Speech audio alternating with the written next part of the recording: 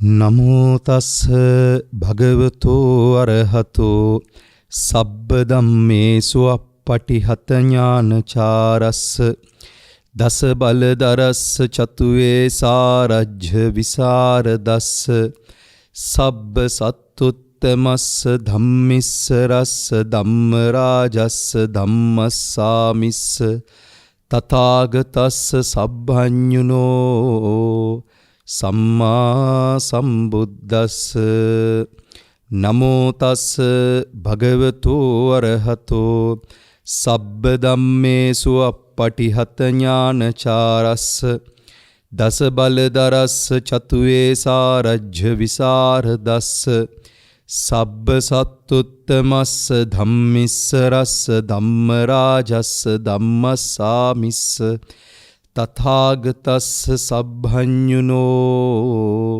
සම්මා සම්බුද්දස්ස නමෝ තස්ස භගවතෝ අරහතෝ සබ්බ ධම්මේසු අප්පටිහත ඥානචාරස්ස දස බලදරස්ස චතුවේ සාරජ්‍ය විසරදස්ස සබ්බ සත්තුත්තමස්ස ධම්මිස්ස රස්ස ධම්ම රාජස්ස ධම්මස්සාමිස්ස තථාගතස්ස සබ්බඤුනෝ සම්මා සම්බුද්දස්ස සාදු සාදු සාදු සාදු සාදු සාදු සාදු සාදු සාදු සාදු.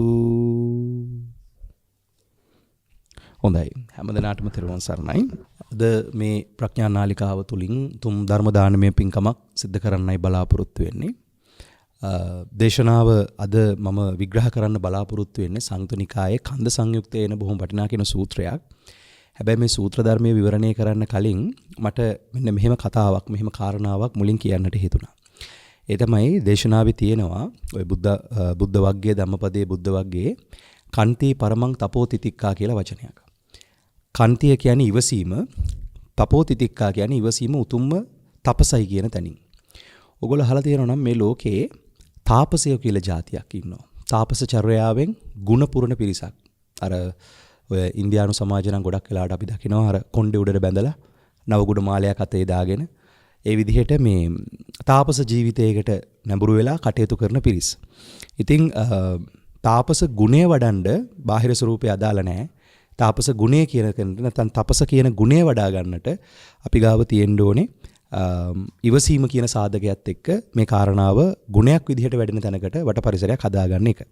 මම මේ තාපස ගුණය සම්බන්ධව මේ තාපසයෙක් වීම සහ තාපස ගුණය සම්බන්ධව කියවෙන ලස්සන කතන්දර දෙකක් පොඩ්ඩක් කියන්නම්. ඕගොල්ලෝ එකෙන් තේරුම් ගන්න කොයි වගේ අතහැරීමක් මොන වගේ ගුණයක් එතන වැඩෙනවාද කියන කාරණාව. පළවෙනි කාරණාව තමයි එක්තරා රටක හිටියා රජ කෙනෙක්.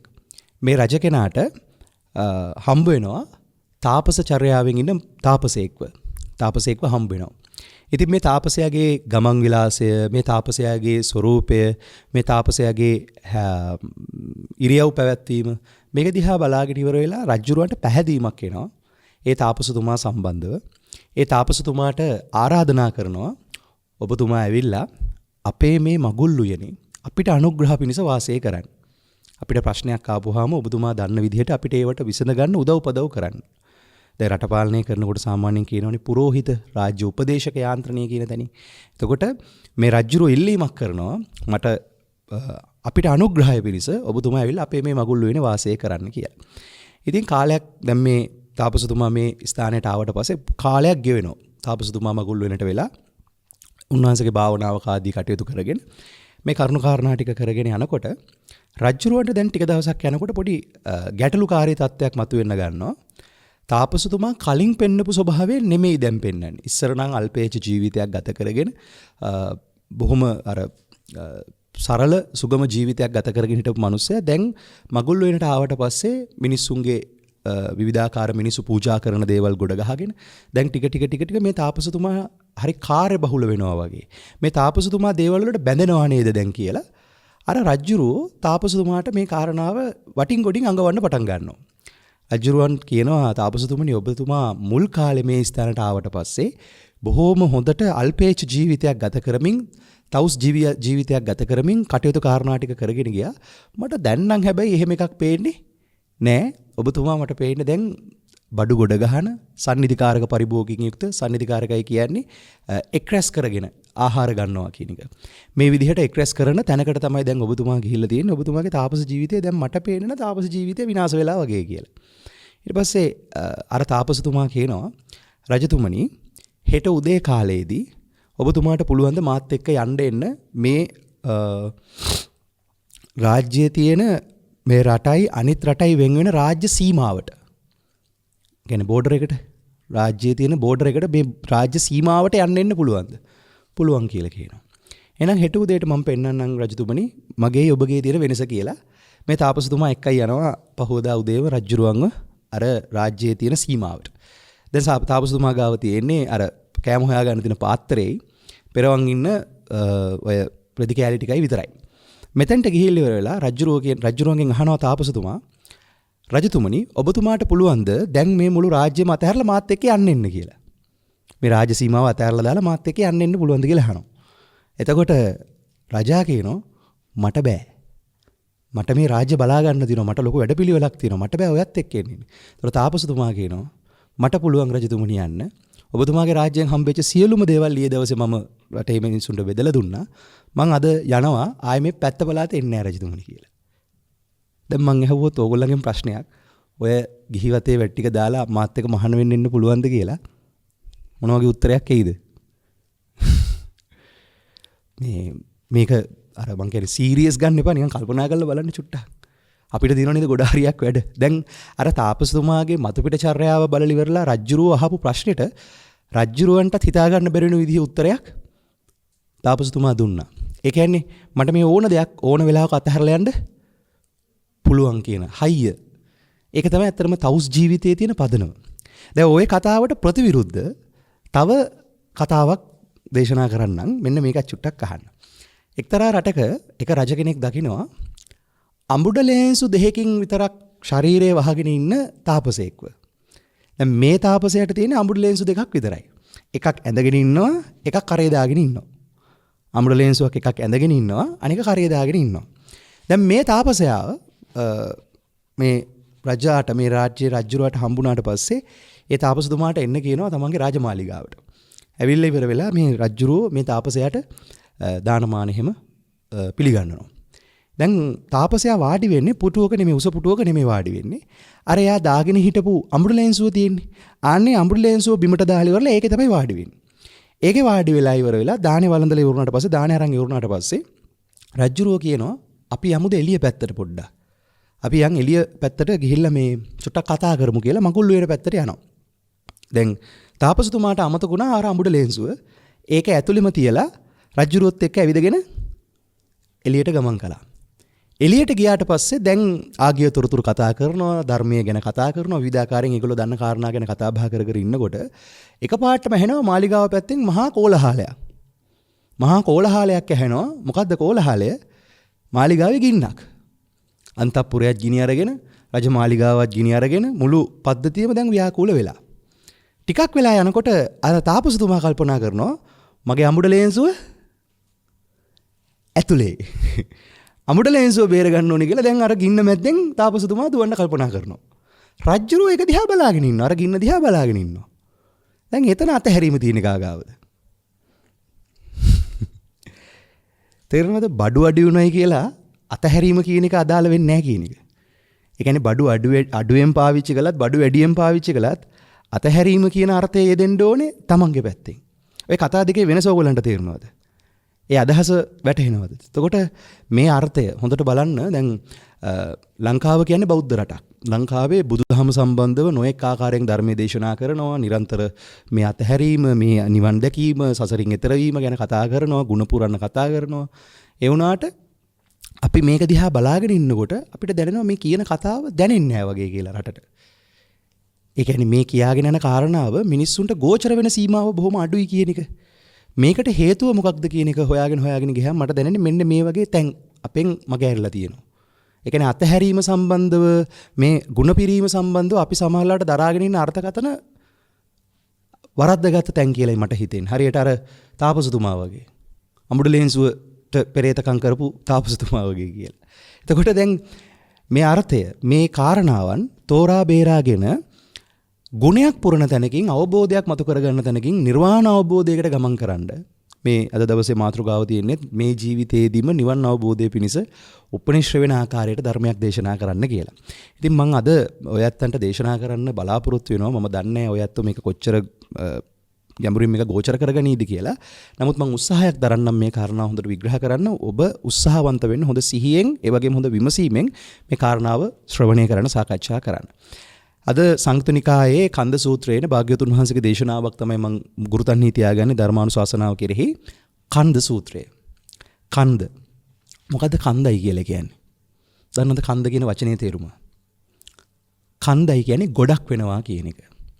දාරු කන්ද, අග්ගි කන්ද, උදකක් කන්ද. දාරු කියන්නේ දර. අග්ගි කියන්නේ ගිනි. උදක කියන්නේ වතුර. දර ගොඩක් ගිනිදැල් රාශියක් ගිනි ගොඩක් කියන තැනින් ඒ වගේම තමයි උදක ජල කඳක් කියන තැනකින්. ওই විදිහට මේ කන්ද කියන්නේ ගොඩක් වෙනවා කියන එක. බුදුහාමුදුරුවෝ ශාසනයේ කන්ද විග්‍රහයක් කරනවා. ගොඩවල් වෙන විග්‍රහයක් කරනවා. ස්කන්ධ විග්‍රහයක් කරනවා මෙන්න මෙහෙම. මහණෙනි පංචස්කන්ධයද පංච උපාදානස්කන්ධයද දෙසමින්. ඔය වචනේ අහලා තියෙනවද ඔයගොල්ලෝ? පංචස්කන්ධයයි පංච උපාදානස්කන්ධයයි. ඒ අසව. මහණෙනි පංචස්කන්ධයේ කවරේදයත් මහණි අතීත අනාගත වර්තමාන වූ ආධ්‍යාත්මික වේවයි බාහිර වේවයි ඖදාරික වේවයි සූක්ෂම වේවයි හීන වේවයි ප්‍රණීත වේවයි යම්කිසි රූපයක් ඇද්ද දුර වූ හෝ ළඟ වූ හෝ යම් රූපයක් ඇද්ද මේ රූපස්කන්ධයයි කියනු ලැබේ. මොනවද කියන්නේ? අතීත වර්තමාන අනාගත ආධ්‍යාත්මික බාහිර ඖදාරික සූක්ෂම හීන ප්‍රණීත දුර ළඟ. මෙතන වචන කීයක් තියෙනවද? වචන 11ක් තියෙනවා. 11 ආකාරයකට මේක විග්‍රහ කරනවා. අතීත වර්තමාන අනාගත දුර ළඟ හීන ප්‍රනීත අභ්‍යන්තර බාහිර ඖදාරික සුකුම ආදී වශයෙන් විග්‍රහ කරන 11 ආකාරයක ස්කන්ධයක් විග්‍රහ කරනවා. ඒක පළවෙනියට විග්‍රහ කරන්නේ රූපස්කන්ධය කියන එක. ඊළඟට තියෙන වචන ටික මොකද්ද?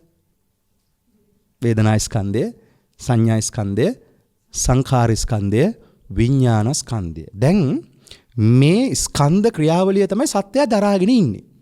ඒ කියන්නේ සත්‍යය කියන්නේ ස්කන්ධ වීමේ වැඩපිළිවෙල.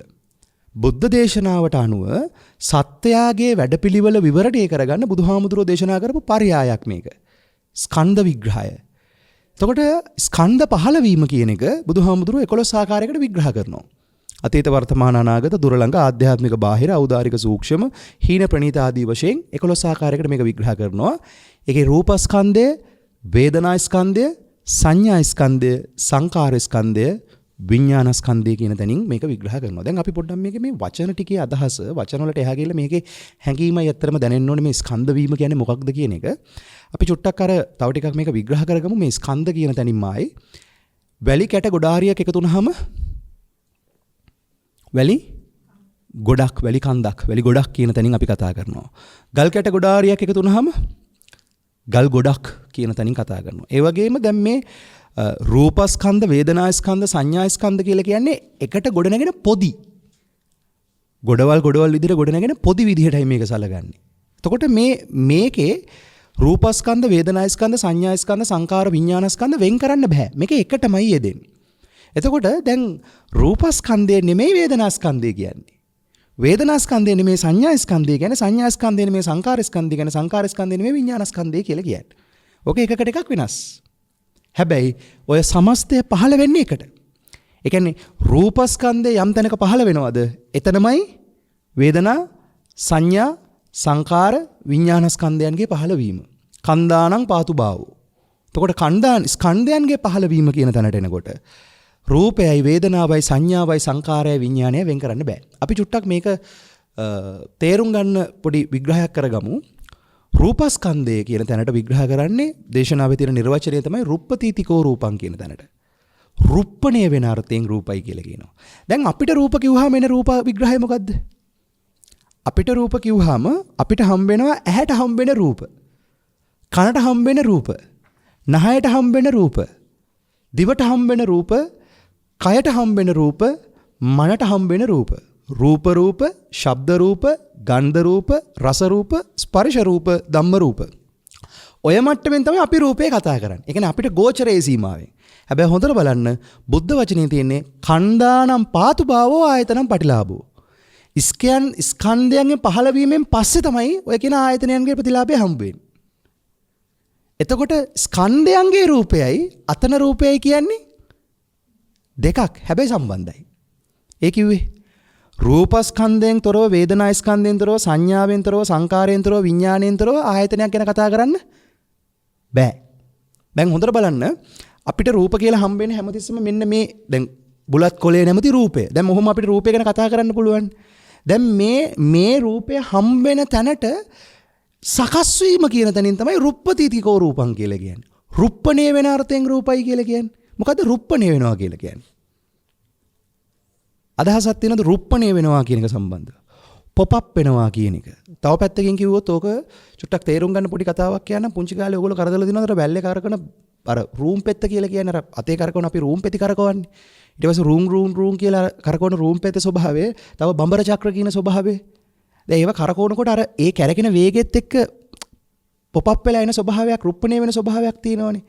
ඊට පස්සේ තව ටිකක් ඔක හොඳට බලා ගන්න පුළුවන් උදාහරණයක් තමයි මගේ ජීවිතේ මට දැනෙච්ච මේ පොරි බෙදලා තියනවාද? පොරි මේකට දාලා ඉවර වෙලා භාජනෙට දාලා විනිවිද පේන වීදුරු භාජනයකින් උඩ මේක වැහුවා නම් අර උඩින් වැහුවා නම් ඊට පස්සේ අපිට ඇතුලෙන් පේනවා පොට ගාලා ස්ෆෝටනය වෙනවා ඒක. අර රුප්පණේ වෙවි එනවා ඒ ස්වභාවය. එතකොට දැන් මේ උදාහරණ ටික කියන්නේ මේ අදහස ගන්න හොඳේ. හරිද? දැන් රුප්පණේ කියන්නේ පොරි බදින එක නෙමෙයි ඈ. නැත්තම් දැන් ඔය උපමාවක් කිව්වම ඊට පස්සේ ඒක ලකිනවනේ. දැන් පොරි බදින එක කියන්නේ රුප්පණේම නෙමෙයි. මේක මේ උදාහරණයක් ගන්න කියන්නේ. ඒ කියන්නේ තේරුම් ගැනීම පිණිස. දැන් අපි ධර්මයේ තේරුම් ගන්න යනකොට අපිට ධර්මයේ තෝරගන්න තියෙන ලෝකේ උදාහරණ වලින්මයි.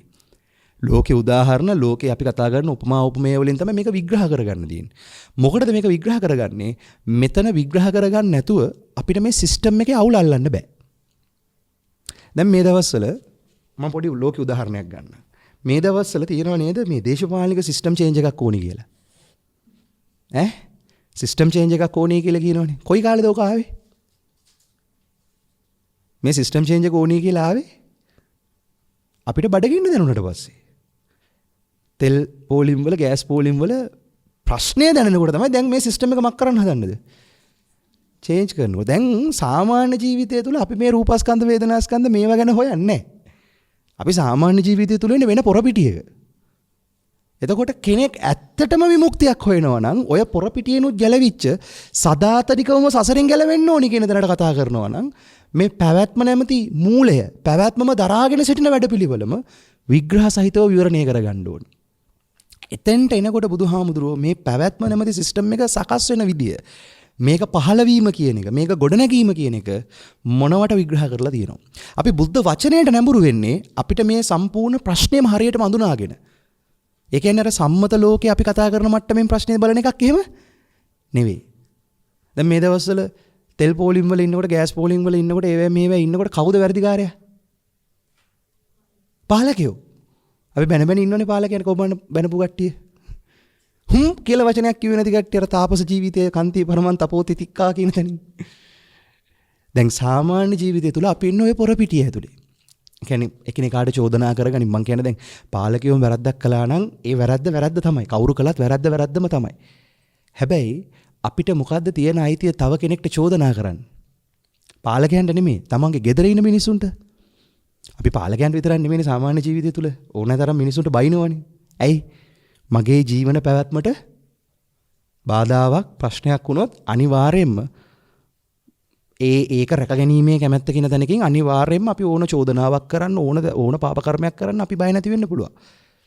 කියන්නේ අපේ ජීවිතය සම්බන්ධව අපිට පැවැත්ම තහවුරු කර ගැනීම. දැන් නිවන් දකින්නවා කියන්නේ පැවැත්ම තහවුරු කර ගන්න වැඩ පිළිවෙලේ නිදහස් වෙන එක. පැවැත්මෙන් නිදහස් වෙන එක. නිර්වාණ අවබෝධයට ගමන් කරනවා කියන්නේ. එතකොට ඒක නිවෙන දහමක් නේ. ගිනි තියෙන එකක් නෙමෙයිනේ. දැන් ගින්න නිවා ගන්න තැනකට යන්න නම් නිවෙන ධර්මයක් අපිට ඇහෙන්න ඕනේ. ගින්න නිවා ගන්න නම් නිවෙන දහමක් අපිට ඇහෙන්න ඕනේ. මං චුට්ටක් මේ ලෝකයේ තුල තියෙන මේ ප්‍රශ්නේ. ඒ කියන්නේ ලෝකයේ තුල අද තියෙන මේ ඔය පොරපිටියයි ඒ වගේම තමයි ලෝකයෙන් එතර වෙන්න මහන්සි වෙන පිරිසකේ තියෙන වෙනස චුට්ටක් වෙන වෙන පුංචි කතාවක් කියන්නම්. මේක ත්‍රිපිටකේ ලස්සන කතාවක් අටුවාවෙත් විග්‍රහ කරලා තියෙනවා මේක. අපේ බුදු පියාණන් වහන්සේගේ කාලේ එක්තරා ස්වාමින් වහන්සේ කෙනෙක් කියන්නේ තරුණ කාලෙදිම පැවිදි වෙලා භාග්‍යවතුන් වහන්සේගේ ධර්ම විනය හදාරන්න කියන තැනකින් සංඝයාව ඇසුරු කරගෙන බුදුහාමුදුරුවෝ ඇසුරු කරගෙන ධර්මය ඇසුරු කරගෙන සංඝ රත්නය ඇසුරු කරගෙන ධර්ම විනය හදාරමින් ඉන්නකොට දවසක් උන්වහන්සේ වැවක් ළඟින් යනකොට දකිනවා ලස්සන නෙළුම් මල් ටිකක් පිපිලා තියෙනවා. උන්වහන්සේ මොකද කරන්නේ මේ වැවට බැහැලිවර වෙලා අර නෙළුම් මල් එකින් එකට කලින් ඉමින්න පටන් ගන්නවා. මේ මල් ඉමිනෝ. ඉමිනකොට එතන හිටපු දේවතාවියක් සුවඳ හොරා කියලා අර හාමුදුරන්ට චෝදනා කරනවා. ඊට පස්සේ හාමුදුරුවෝ බලන කවුද කියලා බැලුවාම දේවතාවියක්. බැලුවාම එතන දේවතාවියක් නෙමෙයි දේවතාවෙක් සුවඳ හොරා කියලා මේ චෝදනා කරනකොට හාමුදුරුවෝ අහනවා ඔබට පේන්නේ මම මේ නෙළුම් මලේ සුවඳ ආග්‍රහණය කරන එක විතරද? අර වැව කෙරවලේ හරි එහා පැත්තේ වැවේ බැහැලා නෙළුම් අල කාලා නෙළුම් මේ වැවම විනාශ කරලා අර විනාශ කරන මනුස්සයව ඔබට පේන්නේ නැද්ද කියලා ස්වාමින් වහන්සේගේ අහනවා අර දේවතාවගෙන්. ඒකට ඒ දේවතාවා කියනවා ස්වාමින් වහන්සේ ලෝකේ පොරපිටියටම බැහැගෙන ලෝකේම කකා ලෝකේම පඹා යන වැඩපිළිවෙලක් තුල ඉන්න ඒ කෙනාගේ වැරද්ද ගැන කවර කතාවද? ඔබ ඇවිල්ලා ඒකෙන් නිදහස් වෙන්න උත්සාහවන්ත වෙන කෙනෙක්. ඒතර ඔබගේ අතින් ඔය වෙන වැඩේ ගැලපෙන්නේ නැහැ. දැන් ඕගොල්ලෝ ඔක්කොම හොයන්නේ මොකක්කටද දැන් මේ බනහන්? නිවෙන්න කියලානේ ඔක්කොම කතා කරන්නේ නිවෙන්න අවබෝධ කරගන්න මේව කරගන්න. හැබැයි නිවෙන්න යන ගමනේදී අපේ වැඩපිළිවෙල තියෙන්නේ. අර සුවඳ හොරාගේ ලෙවල් එක අර මලේ සුවඳ ඉමින ලෙවල් එක කොහොමත් අපි ඉන්නේ. ඊටත් වැඩිය අර පොරපිටිය අර මිනිස්සයා නෙළුම් වල කාගෙන ඉන්නවා වගේ තැනක නම් අපි ඉන්නේ. අපිට මේ වැඩේ කරන්න හම්බ වෙන්නේ නැහැ. ඒ කියන්නේ ලෝකයේ පොරපිටියත් එක්ක පන්නන වැඩපිළිවෙලෙන් නිදහස් වෙන්න වෙනවා. මම දකින්නේ ලෝකයේ තියෙන ලොකුම අරගලය තමයි තමන් එක කරන අරගලය. තමන්ව නිවා ගන්න. අමාරුම වැඩේ මොකද්ද? ඒක. එතකොට මේ විග්‍රහ අපි අහන්න ඕනේ, මේ විග්‍රහ අපි විමසන්න ඕනේ. අන්නේ නිවීමේ නිෂ්ඨාව කියන තැනට. නැත්තම් මේවා වෙන්නේ ආයි අපි දැනුමකට කතා කරලා අභිධර්ම පන්තියකට ගියා වගේ කියලා තමයි ගෙදර යන්නේ. උදාහරණයක් කියන්න. දැන් හොඳට බණ ටික අහලා හොඳට මේවා කතා කරලා රූපස්කන්ධය, වේදනාස්කන්ධය ගැන කතා බහ කරලා එළියට බහලා යනකොට ඔය අම්මලට කවුරු හරි පාරේ තොට යන මිනිස්සෙක් කියාගෙන යනවා ළමිස්සි සිල් ගන්න ගියාද? නැත්තම් වෙන මොකක් හරි නොහැඳිච්ච වචනයක් කියාගෙන යනවා. දැන් මක් වෙයිද? සූපත් වේවා, නිදුක් වේවා, චතුරාර්ය සත්‍යම අවබෝධ වේවා වගේ ඊද? නැත්තම් මං වගේ කෙනෙක්ට එහෙම කතා කරන්න ඔහේ? මං කියන එක පැහැදිලිද? ඒ කියන්නේ ප්‍රායෝගික ජීවිතය තුළ ඇත්තටම නිවීම කියන තැනට අපි මේක විමසනවා නම් ඒ විමසීමේදී අපිට ප්‍රශ්නේ පේන්නේ ඔන්න ඔය මට්ටමින්. ඒ කියන්නේ අපි කැළඹෙන විදිහ. අපිට අපේ කැළඹීම අපි ඔකට කියනවා ඉන්ජන කම්පන චංචල කියලා. මෙන්න මේවා පේන්න ගන්නවා. අපි ගැන සතිමත් වෙනකොට මේක හොයනකොට. එතකොට ඒ ඔස්සේම ගැඹුරට සතියස්සේ ධර්ම ශ්‍රවණය කරමින් මේක විමසනකොට තමයි මේ රිද්ම් එක තේරෙන්න ගන්නේ. පැවැත්ම නැමැති ධර්මතාවය, මේ සසර ධර්මතාවය, මේ මනස මුල් කරගෙන පහළ වෙන මේ ධර්මතාවයේ යථාර්ථය තේරෙන්න පටන් ගන්න. ඒක විග්‍රහ කරගන්න විභජනය කරලා දේශනා කරපු ධර්මය තමයි කාගේ ධර්මයේද? බුදුරජාණන් වහන්සේගේ ධර්මය. එතකොට අපිට මේක තේරුම් ගැනීම පිණිස, මේ පැවැත්මේ තියෙන කතන්දරය තේරුම් ගැනීම පිණිස, පැවැත්ම විනිවිද දැකීම පිණිස. මොකද විනිවිද දකින්නවා කියන්නේ? පැහැදිලි කරගන්නවා. ඒක විනිවිද යනවා. අපි ඒකට කිව්වොත් දැන් සූර්යා ලෝකයේ ඕසෝන් ස්තරය හරහා යනකොට ඕසෝන් ස්තරය කියන එක විනිවිද පේන්න ගන්නවද නැද්ද? තව ටිකක් කිව්වොත් දැන් සූර්යා ලෝකයේ කියන එක අපි මේ ආලෝකයේ විදිහට වෙන් කරලා බැලුවාම ඒකේ පාට 7ක් තියෙනවා. එතකොට ආලෝකයක් විදිහට සුදු ආලෝකයක් එන්නේ. හැබැයි ඒක විනිවිද ගියාම ඒක ඇතුලේ තව ආලෝක කදම්බ අපිට පේනවා. ආන්න ඒ වගේ මේක පැහැදිලි වෙන්න ගන්නවා. බුද්ධ වචනය කියන්නේ පැවැත්ම පැහැදිලි කර ගැනීම පිණිස, පැවැත්මේ තියෙන යථාර්ථය මොකක්ද කියන තැනට, ඇත්ත මොකක්ද කියන තැනට පැහැදිලි කර ගැනීම පිණිස අපිට තියෙන අර්ථය. මේ ධර්මය, මේ ධර්මතාවය, මේ බුදුහාමුදුරන්ගේ දේශනාව ඒ තැනකට බැලෙන අර්ථයකින් සිදු නොවුනොත් ආයි වෙන්නේ මොකක්ද? හක්කේ බුදුරැස් බොක්කේ දඩමස්. එතෙන්ට නොයා අවංකවම මේක බැලෙන තැනකට යනවා නම් අර ඉස්සර කිව්ව තාපසයාගේ කතාව වගේ, තාපස කතන්දරය වගේ ගැලපෙනවා නම්, ඒ අදහස තේරෙනවා නම් මේක ප්‍රායෝගිකවම බැලෙන තැනකට වට පරිසරයක් අපි හදා ගන්න ඕනේ. එතකොට හොඳට මතක තියාගන්න වගේ පින්වතුනි, මේ වචන නෙමෙයි අපිට ඇහෙන්න ඕනේ, මේකේ අදහසයි ඇහෙන්න ඕනේ. රූපස්කන්ධය කියනකොට ඒකේ අදහසක් අපිට විවරණය වෙලා එන්න ඕනේ. වේදනා ස්කන්ධය කියනකොට ඒකේ අදහස අපිට විවරණය වෙලා එන්න ඕනේ. සංඥාව කියනකොට අදහසයි විවරණය වෙන්නේ.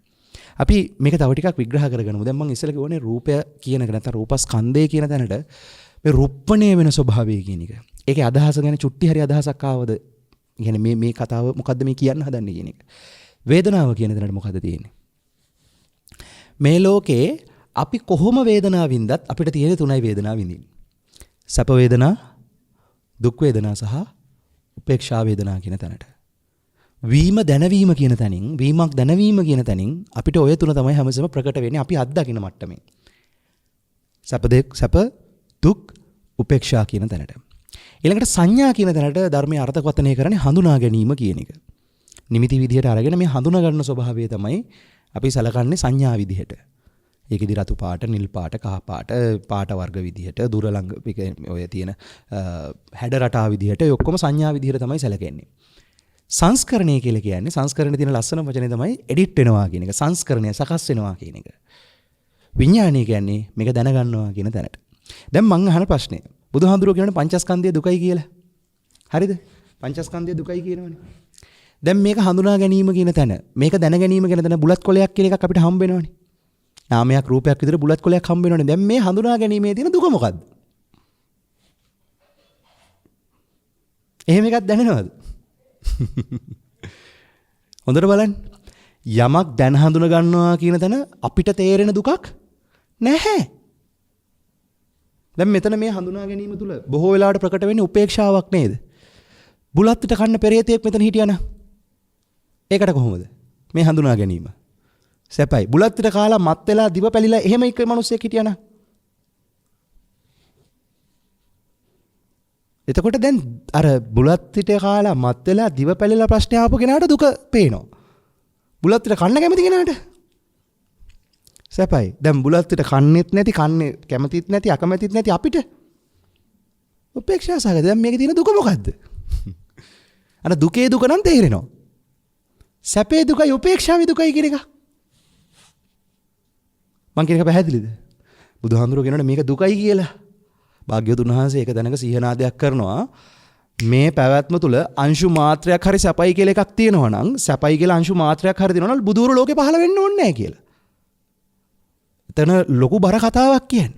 ඒ කියන්නේ සැපයි කියලා අංශු මාත්‍රයක් හරි පණවන්න පුළුවන් නම්, සැපයි කියලා අංශු මාත්‍රයක් හරි තියෙනවා නම් බුදුවරු ලෝකේ පහළ වෙන්නේ නැහැ කියලා කියනවා.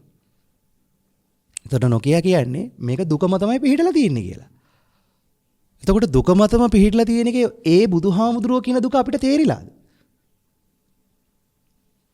හැබැයි අපි හිතන් ඉන්නේ චතුරාර්ය සත්‍ය කිව්වහම මට දුක තේරෙනවා. මම පොඩි ප්‍රශ්නයක් අහනම්. ඉපදීම දුකයි කියනව නේද?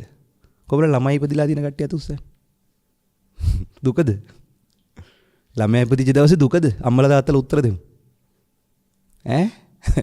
එතකොට ඉපදීම දුකයි කියලා. එතකොට ළමයා දැන් පොඩක් කල්පනා කරලා බලන්නකෝ. එතකොට ලෝකය තුල අපි කතා කරන අර්ථයෙන් නෙමෙයි ඇත්තටම බුදුහාමුදුරුවෝ ඒක විග්‍රහ කරලා තියෙන්නේ. ඒකයි එතෙන්ට ඕනේ සද්ධාාවක් මේක විමසන්න. බුදුහාමුදුරුවෝ දුක ගැන විග්‍රහ කරපු ඒ පුබ්බේ අනුසුතේසු ධම්මේසු මොකද්ද? ඒ පරණ යසුරු අර්ථය මොකක්ද කියන තැනට. මේ විමසීම තමයි මගේ පින්වතුනේ අපිව මේ කාරණාවේ ගැඹුරට අරයි යන්නේ. එතන තියෙන්න ඕනි තාම ගැඹුරු හොඳ විමසීමක්. ඒ වගේම තමයි හොඳ ඉවසීමකින් මේ දහම අපි විමසන්න ඕනේ.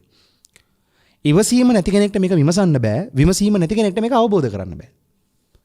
එතකොට මේක අවබෝධ වෙන්න නම් මේ පංචස්කන්ධය කියන දණින් පංච උපාදානස්කන්ධය වීම කියන දණින් මේ ප්‍රශ්නය හඳුන ගන්නවා කියන තැනට මේක විමසන්න නම් අපිට සිද්ධ වෙනවා මේක විග්‍රහ කරගන්න, විභජනය කර සාකච්ඡා කරගන්න. එතෙන්ට සාකච්ඡාව ගේනකොට තමයි විභජනය කර විග්‍රහ කර මේක සාකච්ඡාවේ ගැඹුරට යනකොට තමයි එතන මේක විවරණය වෙන්න ගන්න. දැන් මං චුට්ටක් මේක මේ ස්කන්ධ වීම කියන කාරණාව ඔස්සේ තව ටිකක් මේක විග්‍රහ කරලා දෙන්න මට පුළුවන් උපරිමයෙන් මම උත්සාහයක් දරන්නම් මේක විග්‍රහ කරන්න. නිකන් හිතන්න මෙන්න මේ වගේ ලෝක උදාහරණයක් අපි ගමු. මේකේ උදාහරණේ මේක කිව්වට පස්සේ මේ කතාව කිව්වට පස්සේ මේකේ උපමාව උපමේය ඔබ විග්‍රහ කරගන්න. මම මේක උපමාවක් විදිහට විග්‍රහ කරන්නේ. ඒකේ අදහස අල්ලගන්න දක්ෂ වෙන්න. අපි රූපස්කන්ධ, වේදනාස්කන්ධ, සංඥාස්කන්ධ, සංකාරස්කන්ධ, විඥානස්කන්ධ කියන වැඩපිළිවෙල අපි විග්‍රහ කරගමු චිත්‍රපටියක් හදන තැනකට. ඒක මෙන්න මෙහෙමයි.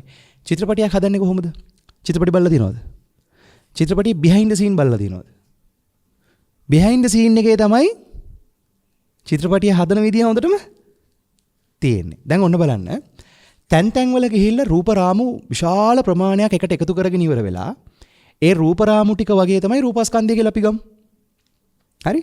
දැන් මේක එකට එකතු කරගෙන ඉවර වෙලා එඩිට් කරලා වේදනා සංඥා සංකාර විදිහට අපි ගමු මේක එඩිට් කරන process එක කියලා. කම්පියුටර් එක දාලා. ඊට පස්සේ මේක ප්‍රොජෙක්ටර් එකකට දාලා අපි චිත්‍රපටිය පෙන්නනවා ස්ක්‍රීන් එක දාලා. දැන් ස්ක්‍රීන් එකේ චිත්‍රපටිය බලනකොට ඒක හදපු විදිහ පේනවද? ඒක හදපු ක්‍රියාවලිය කියන එක එතන ප්‍රකට වෙනවද? නෑනේ. එතන පේන්නේ මොකද්ද? චිත්‍රපටිය. බුදුහාමුදුරුවෝ එක තැනක මෙන්න මෙහෙම කතාවක් කියනවා. මට මේක මතකයට තියෙන්නේ සංයුත නිකායේ ဒုတိ ය ගද්දුලබද සූත්‍රයේ. මහණෙනි උඹලා චරණ චිත්‍රය දැකලා තියෙනවද කියලා අහනවා. චරණ චිත්‍රය උඹලා දැකලා තියෙනවද මහණෙනි? ඒ වෙලාවේදී ස්වාමීන් වහන්සේලා කියනවා එහෙමයි බුදුහාමුදුරනේ. චරණ චිත්‍රය කියලා අපි හිතන්නේ ඔතන චරණ චිත්‍රය කියන්නේ අර චලනය වෙන චිත්‍රයක් කියන තැනකින්. ඒ කියන්නේ අද තියෙන චිත්‍රපටි වගේම එදා තිබිච්ච මොකක් හරි යම්කිසි චිත්‍ර විශේෂයක්. චරණය වෙන චිත්‍ර විශේෂයක්. චරණ චිත්‍ර කියලා එකට කියලා තියෙන්නේ. බුදුහාමුදුරුවෝ අහනවා එහි විසිතුරු බව කොහොමද මහණෙනි? ස්වාමීන් වහන්සේලා කියනවා ඊටාම විසිතුරුයි බුදුහාමුදුරනේ. මහණෙනි ඊට වැඩිය විසිතුරුවක් ඇතයි මම කියමි. චරණ චිත්‍රයේද විසිතුරු බව දකින්නේ උඹලගේ සිතෙන්. චරණ චිත්‍රයට වැඩිය උඹලගේ සිත විසිතුරුයි කියලා කියනවා. ඒ කිව්වේ මේ පැත්තෙන් තමයි අපි මේ ලෝකයේ මේ චිත්‍රය දකින්නේ. ඒකට හොඳට බලන්න චිත්‍රපටිය උදාහරණයට ආයි යන්න ඒකේ අදහස බලන්න. අපි චිත්‍රපටියක් බලනකොට චිත්‍රපටිය හදපු විදිහ සම්බන්ධව අපිට අදහසක් නැහෙනි. අපි චිත්‍රපටිය මක් කරනවද? චිත්‍රපටිය ඇතුලේ අපි ඒක වින්දනය කරනවා. චිත්‍රපටි බලලා අඬලා තියෙන කට්ටිය තුස්සන්. චිත්‍රපටි බලලා අඬලා ශාරුක් ખાන් ගිහින් ෆිල්ම් බලලා අඬලා නැද්ද? අඬලා නැහැ. අඬලා තියෙනවනේ අඬලා hina වෙලා චිත්‍රපටි ඉනකොට දැන් ඉස්සර මට මතකයි චූටි කාලේ මම දවසක් මේ රම්බෝ ෆිල්ම් එකක් බැලුවා. රම්බෝ ෆිල්ම් එක බලලා එළියට මං ආවේ ඕන එකෙක් වරේ මම බය නැහැ කෝ කියලා. රම්බෝ ෆිල්ම් බලලා නයිට් රයිඩ් බලලා බයිසිකලේ උඩින් පන්නනවා. අර අඬු කඩාගෙන තියනවා එහෙම කරන්න කියලා. කොබනේ වගේ වෙලා තියෙන කට්ටිය. දැන් ඔය සමාරෝප වීම ජීවිතය අපිට වෙලා තියෙනවනේ. ඔය අත්දැකීම් වෙලා තියෙනවද නැද්ද? හරි. ඔන්න ඔතන අදහස බලන්න හොඳට. දැන් චිත්‍රපටියක් බලන වෙලාවේදී චිත්‍රපටියක් කියන තැනින් අපිට අදහසක් නැහැ. මොකද අපි චිත්‍රපටියට සමාරෝපය වෙලා අනින්නේ. හැබැයි චිත්‍රපටියේ behind the scene එක දැක්කනම් හරියටම මොකද වෙන්නේ? අර චිත්‍රපටිය තවදුරටත් විඳ යන්න පුළුවන්ද? පුළුවන්ද යන්න? බෑ නේද? ආන්නේ වගේ තමයි හොඳට අහගන්න. මේ චෛතසික මූලිකව නැත්තම් මේ මනස මූලිකව සකස් වෙන මේ චිත්‍රණය වෙන පටය මේ අපි ගාව චිත්‍රණය වෙන වැඩපිළිවෙල ඇහෙන් කනෙන් නහයෙන් දිවෙන් ශරීරයෙන් මනෙන් කන්දාන පාතුභාවෝ ආයතනං පටිලාභෝ අයං උච්චිති ජාති කියලා මේ චිත්‍රණය වෙන පටේ නැත්තම් මේ සකස් වෙන පටණය වෙන වැඩපිළිවෙල තමයි පටිච්ච සමුප්පාදයේ විදිහට බුදුහාමුදුරෝ දේශනා කළේ මේ සකස් වීමක් තියෙන කියන එක. හැබැයි ඒ සකස් වීම තුල හොඳට බලන්න. ඒ සකස් වීමක් විදිහට අපිට හම්බ වෙන්නේ නැත්තම් සකස් වෙන කෙනෙක්ද අපිට හම්බ වෙන්නේ. නැද්ද? මම පොඩි කාරණාවක් අහන්නම්.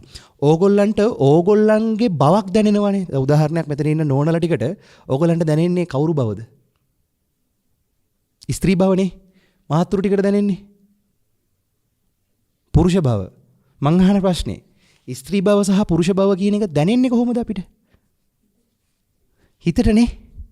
අපි දුව මේ මහත්තයා මේ නෝනගේ මේ දෙක මාරුණා කියලා දැන් මොකද වෙන්නේ? කියන්නේ ඇඟවල් මාරුණා, හිත මාරුණා. දැන් මොකේ බවද දැනෙන්නේ? ඇයි එහෙම දැනෙන්න බැරිද? එතකොට ඒ වගේ හොඳට අහගන්න. ඕකේ තියෙනවා දේශනාවේ මට මතකෙට මේක තියෙන්නේ මම try කරන්නේ මගේ පින්වතුනි මේක විග්‍රහ කරන්න. මම දන්නේ නැහැ මේක කොච්චර දුරකට ඕගොල්ලෝ අල්ලනවද කියන එක. හැබැයි මම උත්සාහයක් දරනවා මේ කතාව කියන්න. මේක තියෙන්නේ අරිය පරේෂණ සූත්‍රයේ. ඒකේ තියෙනවා කුකුලන් නූරන් ජාති ධර්මයේ එළු බැටළුවෝ ජාති ධර්මයේ ඇත්තස්සෝ ජාති ධර්මයේ රන් රිදී මුතුමැණික් මේ සියල්ලම ජාති ධර්මයි කියලා. ජාතියක් අපිට හම්බෙන්නේ භවයක් නිසා. භවපච්චය ජාති. හැබැයි අපිට දැනෙන්නේ මේක දකින්න කෙනෙක් හැමතිස්සෙම. දකින්න කෙනෙක් දකින්න දෙයක්. කන්දානම් පාතුභාවෝ ආයතනං පටිලාභෝ නෙමේද? දකින්න කෙනෙක් සහ දකින්න දෙයක් කියන තැනකින් අපිට හම්බෙනවද නැද්ද මේ වැඩපිළිවෙල? හම්බෙනවද නැද්ද? ආන්න එතෙන්ට එනකොට බුදුහාමුදුරුවෝ පෙන්නනවා මහණනි මේ රූපය පෙන පිඩුවක් වගේ. වේදනාව දිය බුබුලක් වගේ. සංඥාව මොකටද උපමා කරලා තියෙන්නේ? සංඥාව මිරිඟුවක් වගේ. සංකාරය කෙසෙල් කඳක් වගේ. විඥානය කාටද උපමා කරලා තියෙන්නේ? මායාකාරයෙක්ට. නිකම් මායාකාරයෙක් නෙමේ. හතරමං හන්දියක මැජික් පෙන්නන විද්‍යාකාරයෙක් කියලා. මං අහන ප්‍රශ්නේ හතරමං හන්දියක මැජික් පෙන්නන්න විද්‍යා පෙන්නන්න එයා කොච්චර දක්ෂ වෙන්න ඕනද? ඈ කොහෙන්වත් වට වෙලා නැහැ. එයා කොච්චර දක්ෂ වෙන්න ඕනද? ඈ ඊටාම තීව්‍ර දක්ෂතාවයක් තියෙන්න ඕන නේද මේ විද්‍යාව පෙන්නන්නේ? මං අහන ප්‍රශ්නේ දැන් මේ පෙනීම ඇතුලේ ඔහොම මහා විද්‍යාවක් වෙනවා කියලා අපිට දැනෙනවද? මේ විද්‍යාවකට අහු වෙලා ඉන්නේ කියන එක දැනෙනවද? ඈ එහෙම දැනෙනවද? මේ විද්‍යාකාරී වැඩපිළිවෙලකට අහු වෙලා ඉන්නේ කියන එක දැනෙනවද? දැනෙන්නේ නෑ. එහෙනම් විද්‍යාව කියන එක ඉස්සරහට දාගන්න අයන්නක්. මොකද්ද? දැන් පදනමම මොකද්ද? නොදන්නාකම කියන තැනින්.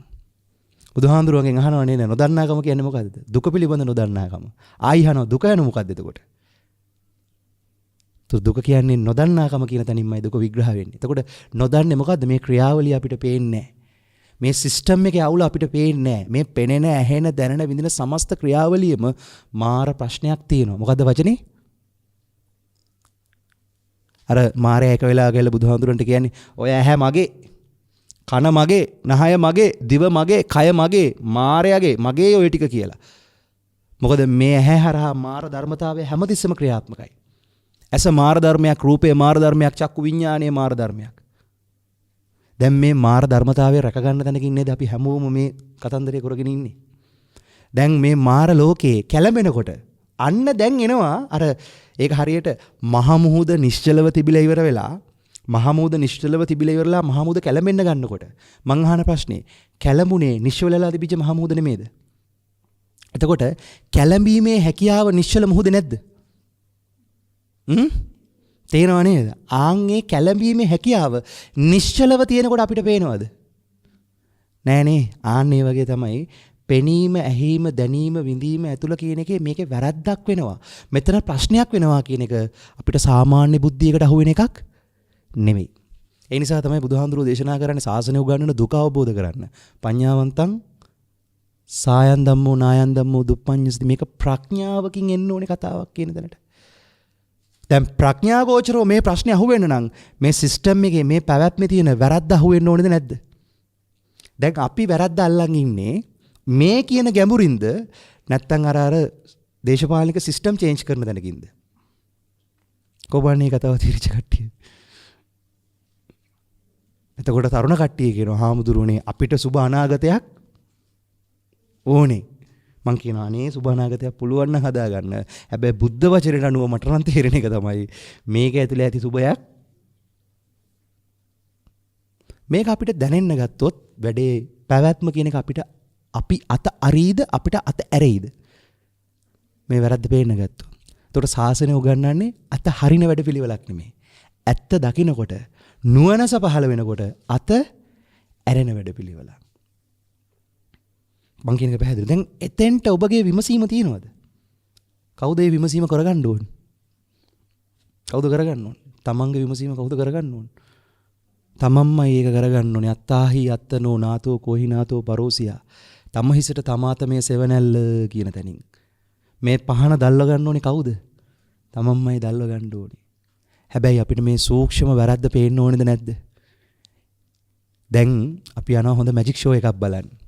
මැජික් ෂෝ එක බලන්න ගියාම දැන් අපි බාඩලා බලාගෙන ඉන්නවා තිරේ අරිනකම්. අපේ හොඳම යාළුවෙක් ඇවිල්ලා කියනවා යාළුවේ මැජික් ෂෝ එක එළියේ ඇතුලේ ප්‍රැක්ටිස් වෙනවා. ඒ කියන්නේ තිරෙන් එහා පැත්තේ ප්‍රැක්ටිස් කරනවා යන්න බලන්න කියලා. දැන් අපිත් මොකද කරන්නේ? අපිට දැන් ඕනේ නම් මේකේ ඇත්ත දැනගන්න අපි මොකද කරන්නේ? අපි ගිහිල්ලා ඉවර වෙලා අර බිහයින්ඩ් ද සීන් එක බලාගෙන ඉන්නවා. දැන් අපිට පේනවා අර ගිනි තියෙන බොරුව ඔය ඔක්කොම බොරු ටික අපි අල්ල ගන්නවා දැන්.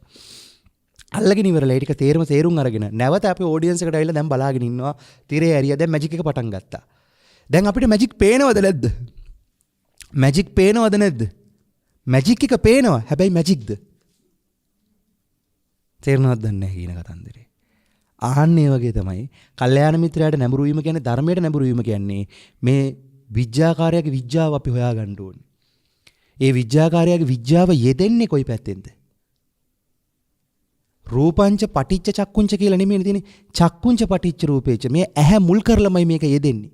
කන මුල් කරලමයි මේක යෙදෙන්නේ. නහය මුල් කරලා. කියන්නේ ඇස, කන, නහය, දිව, ශරීරය, මන කියන ඉන්ද්‍රිය පදනම් කරගෙනමයි මේ වැඩපිළිවෙල යෙදෙන්නේ. මේ සිස්ටම් එක තියෙන්නේ එතනින්.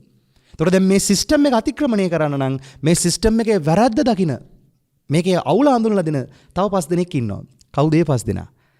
ඇසෙහි ප්‍රශ්නය, කනෙහි ප්‍රශ්නය, නහයේ ප්‍රශ්නය, දිවේ ප්‍රශ්නය, කයේ ප්‍රශ්නය, මනසේ ප්‍රශ්නය මේකේ වැරද්ද හඳුනලා දෙන 5 දෙනෙක් ඉන්නවා.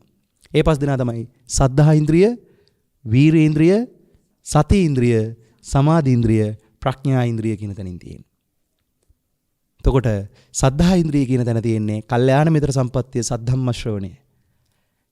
ප්‍රඥා ඉන්ද්‍රිය කියන තැන විග්‍රහ කරනවා සද්ධා ඉන්ද්‍රිය කියන තැන කල්යාණ මිත්‍ර සම්පත්තිය සද්ධම්ම ශ්‍රවණය, යෝනිසෝ මනසිකාරය ධම්මානුධම්ම ප්‍රතිපදාව කියන තැනින් විග්‍රහ කරනවා. ප්‍රඥා ඉන්ද්‍රිය කියන තැනට තියෙන්නේ පෙර නොයසූ විරු දුක අවබෝධ කරනවා කියන තැනින්. දැන් මං අහන ප්‍රශ්නේ මේ පෙනීම ඇතුලේ අපිට මේක දුකක් කියලා අර්ථයක් විවරණය වෙනවද මෙතන?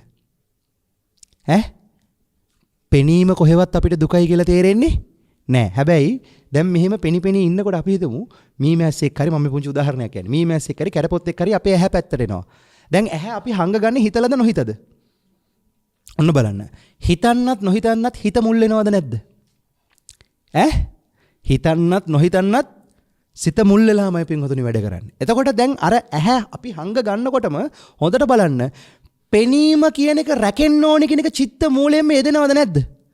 ඒ අර්ථයෙන් මං අහනවා පෙනීම කියන එක අපිට දැන් පුදුම සැපක්ද නැද්ද එතන? මේ කියන්නේ සැප වේදනා මට්ටමෙන් නෙමෙයි.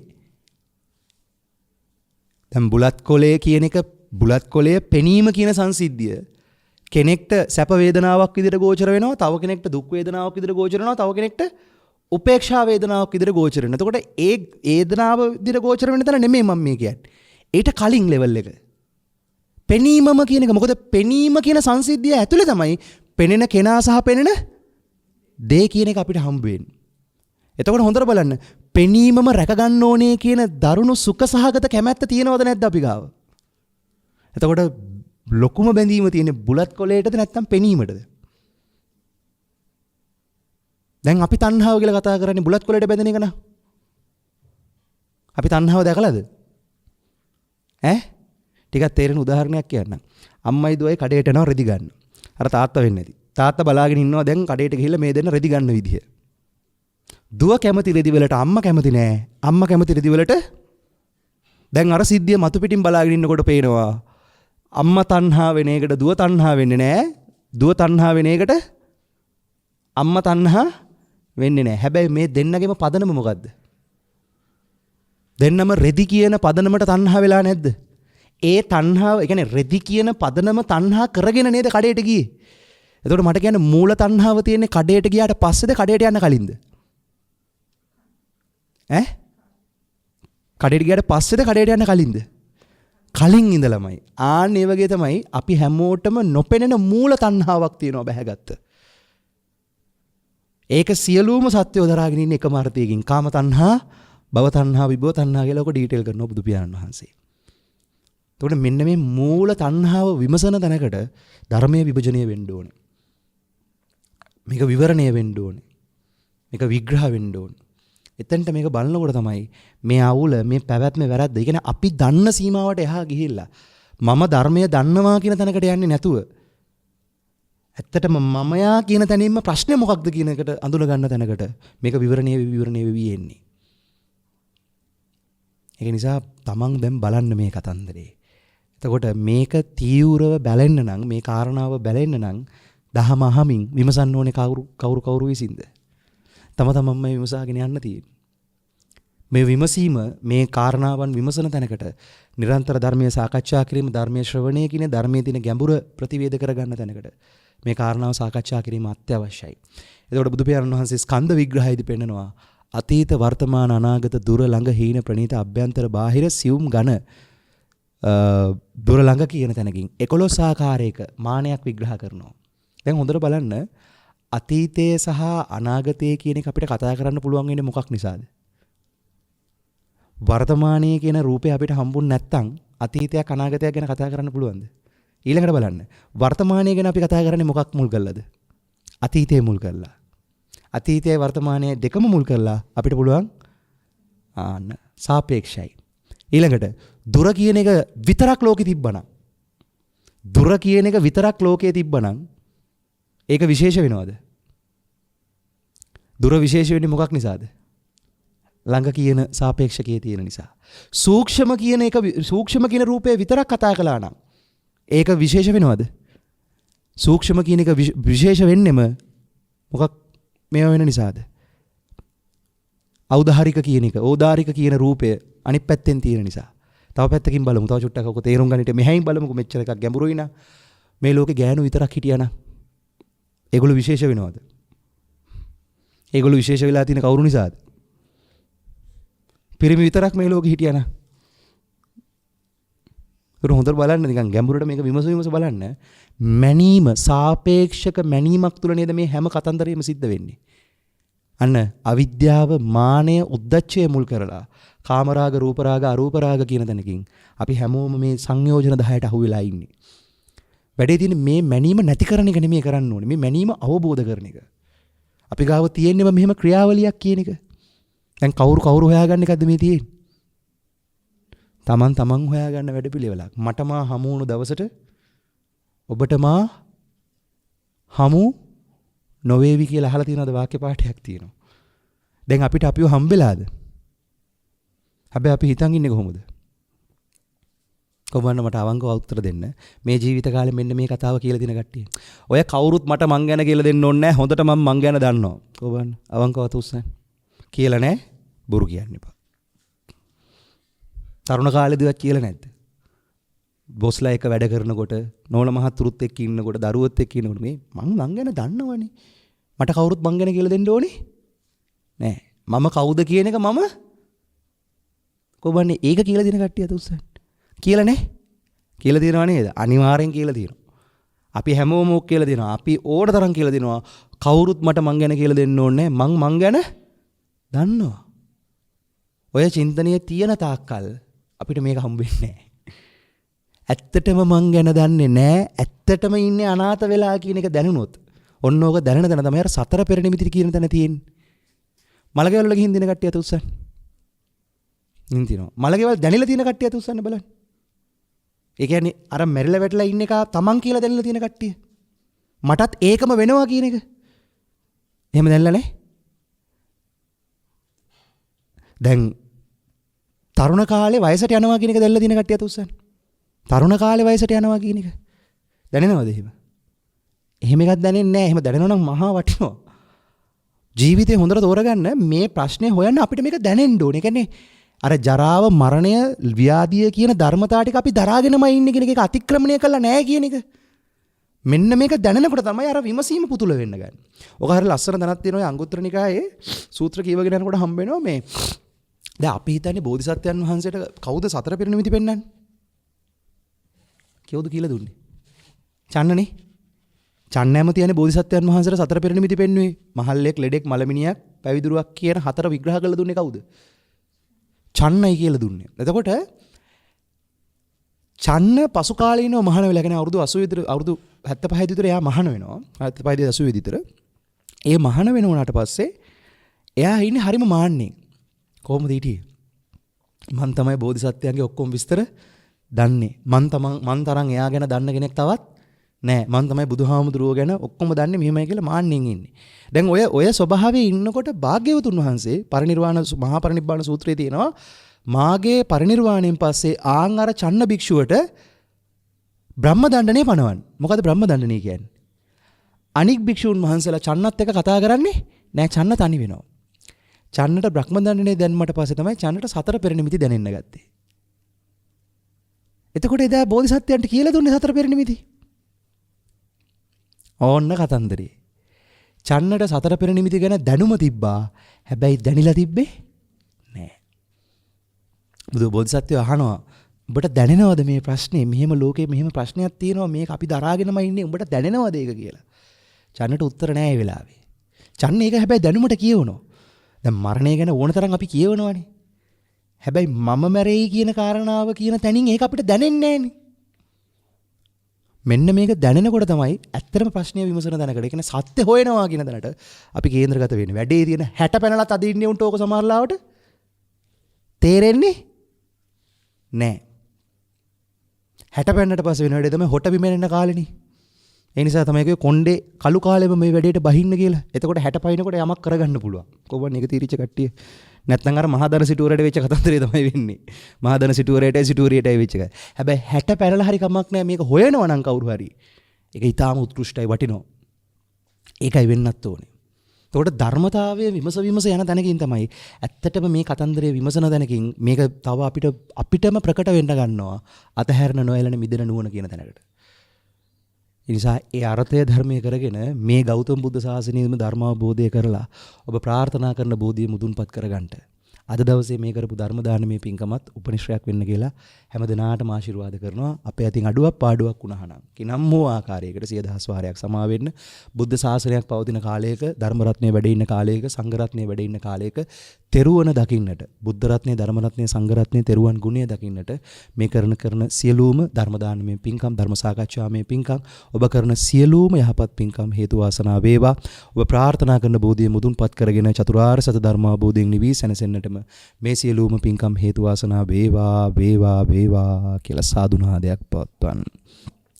හොඳයි අපි හැමදෙනාම අනන්ත සංසාරයේ පුරාවට බුදු පියාණන් වහන්සේලාට පසේ බුදු පියාණන් වහන්සේලාට මහරහතුන් වහන්සේලාට ආර්ය උතුමන් වහන්සේලාට සම්මා සම්බුද්ධ ශාසනයන්ට බෝධිසත්වයන් වහන්සේලාට සියලු ලෝක සියලු සත්වයන්ට සිත කය වචනය යන තුන්දොරින් දැන නොදැන සිදුවී සිදුකොට ඇති සියලුම වැරදි ප්‍රමාද දෝෂයන්ට හිංසා පීඩාවන්ට ආර්ය උපවාදයන්ට හිඟි හිංසාවන්ට කමා කරමී කමාවෙත්වා කමා කරමී කමාවෙත්වා කමා කරමී කමාවෙත්වා මට සමාව ලැබේවා මට සමාව ලැබේවා මට සමාව ලැබේවා වරද වරදසේ දැනදැක අවබෝධයෙන් යුතුවම ආයති සංවරය තුලින් උතුම් නිර්වාණ අවබෝධය පිණිසම මේ සියලු ව්‍යායාමයේ උපනිශ්‍රයක්ම වේවා කියලා සාදුනාදයක් පවත්වලා අපි හැමදෙනාම මේ ගාථාවන් සජ්ජායනා කරමු. කායේන වාචා චිත්තේන පමාදේන මයා කතං අච්ඡයං කම මේ බන්තේ භූරි පඤ්ඤ තථාගත කායේන වාචා චිත්තේන පමාදේන මයා කතං අච්ඡයං කම මේ ධම්ම සංදිට්ඨික අකාලික කායේන වාචා චිත්තේන පමාදේන මයා කතං අච්ඡයං කම මේ සංඝ සුපටිපන්න අනුත්තර ඉමිනා පුඤ්ඤ කම්මේන මාමේ බාල සමාගමු සතන් සමාගමු හෝතු යාව නිබ්බාන පත්තියා ඉදම්මේ පුඤ්ඤ කම්මං ආසවක්ඛයා වහං හෝතු සබ්බ දුක්ඛා පමුංචතු සාදු සාදු සාදු. හොඳයි. අද දවසේදී මේ උතුම් ධර්ම දානමය පින්කම් සඳහා දායකත්වය දක්වලා තියෙන්නේ මෙම උතුම් ධර්ම දේශනාව ප්‍රඥානාලිකාව තුලින් විකාශය කිරීම සඳහා ජයරාණී යටියන අගලවත්ත ලිපිනෙහි පදිංචි කුමුදුනි ගුණසේකර මැතිනිය සහ දරුවන් විසින් සදැහැති දායකත්වය දරා තිබෙනවා. අරමුණ වන්නේ 2022 වර්ෂයේ අප්‍රේල් මාස 13 වන දින එනම් මීට තෙමසකට පෙර පරලෝ සැපත් වූ වජිර ගුණසේකර මැතිතුමාට ස්වාම පුරුෂයාණන්ට පියාණන්ට මේ ගෞතම බුද්ධ ශාසනය තුලදීම ඉක්මන් භවයකදීම චතුරාර්ය සත්‍ය ධර්මාවබෝධය වීම පිණිසම මේ ධර්ම දානමය කුසලයේ අනුමෝදන් වේවා. පරලෝ සැපත් වූ අනෙකුත් සියලුම ඥාතීන්ගේ සසර ගමන කෙටි වී නිවන් අවබෝධ කර ගැනීම සඳහා මේ උතුම් කුසලයේ අනුමෝදන් වේවා. ගෞරවනීය දේශකයන් වහන්සේ ඇතුළු සියලුම මහා සංඝරත්න නිදුක් නිරෝගී චිරජීවනයේ සැලසේවා. උතුම් නිර්වාණ අවබෝධය පිණිසම මේ ධර්ම දානයෙන් ජනිත වන කුසලයේ ආශිර්වාදයක්ම වේවා. එසේම මෙම ධර්ම දේශනාව ශ්‍රවණය කළ ලක්වාසී ලෝකවාසී සියලු දෙනාටමත් උතුම් නිර්වාණ අවබෝධය පිණිසම නිදුක් නිරෝගී සුවපත් භාවය පිණිසම හේතු වාසනා වේවා කියලා පුණ්‍යානුමෝදනා කරන්න දෙනවා. පින් අනුමෝදන් කරනවා. හොඳයි. ඉතින් ඒ අර්ථයෙන් ඒ ආකාරයෙන් ඉෂ්ට සිද්ධ වෙන්න කියලා හැම දිනාටම තෙරුවනේ අනන්ත රැකවරණය නොඅඩුව ලැබේවා. අප්‍රමාදී භාවයේ සැලසේවා. බුදුපසේ බුදුමහරහතුන් වහන්සේලා නිරන්තර සපයි කියා දේශනා කළ වදාළ උතුම් නිවනින් නිවී සැනසෙන්නටම මේ සියලුම යායාම හේතු උපනිශ්‍රයක්ම වේවා. සියලු දෙනාටම යහපතක් වේවා. සිතක් ශාන්තියක් අභිවෘද්ධියක්ම වේවා. උතුම් නිර්වාණ අවබෝධයම සැලසේවා කියලා මහා සංඝරත්නය වෙනුවෙන් ආශිර්වාද කරන්නට දෙනවා. ඉච්ඡිතං පත්තිතං පුයිහං කිප්පමේව සමිජ්ජතු සබ්බේ පූරන්තු චිත්ත සංකප්පා චන්දෝ පන්න රසී යතායුරාරෝග්‍ය සම්පatti සග්ග සම්පatti මේවච අතෝ නිබ්බාන සම්පatti මිනාතේ සමිජ්ජතු. දෙවියන්ට ඥාතීන්ටත් පින් අනුමෝදන් කරමු මාත් සමගම. එත්තාවතාච අම්මේහි සම්භතං පුඤ්ඤ සම්පදං සබ්බේ දේවා අනුමෝදන්තු සබ්බ සම්පatti සිද්ධියා. එත්තාවතාච අම්මේහි සම්භතං පුඤ්ඤ සම්පදං සබ්බේ භූතා අනුමෝදන්තු සබ්බ සම්පatti සිද්ධියා. එත්තාවතාච අම්මේහි සම්භතං පුඤ්ඤ සම්පදං සබ්බේ සත්තා අනුමෝදන්තු සබ්බ සම්පatti සිද්ධියා. ඉදං වෝ ඥාතීනං හෝතු සුඛිතා හොන්තු ඥාතයෝ. ඉදං වෝ ඥාතීනං හෝතු සුඛිතා හොන්තු ඥාතයෝ. ඉදං වෝ ඥාතීනං හෝතු සුඛිතා හොන්තු ඥාතයෝ. අභිවාදන සීලිස්ස නිච්ඡං වද්දාපචායිනෝ චත්තාරෝ ධම්මා වඩ්ඩන්ති ආයුවන්නෝ සුඛං බලං ආයුරාරෝග්‍ය සම්පatti සග්ග සම්පatti මේවච අතෝ නිබ්බාන සම්පatti මිනාතේ සමිජ්ජතු. සුවිසි අනන්ත ගුණ බලයෙන් උතුම් සද්ධර්ම අවබෝධයෙන් සැලසේවා. සුවපත් වේවා. තෙරුවන් සරණයි.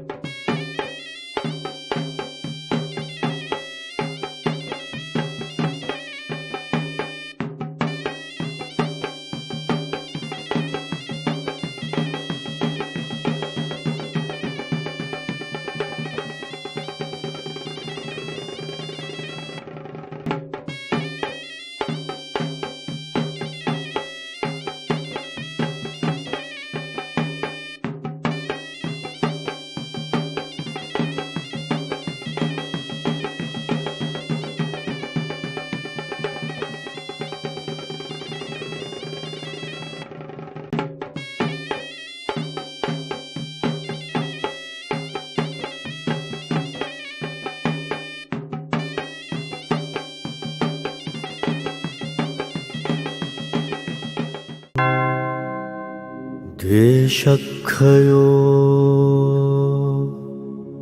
නිබ්බානං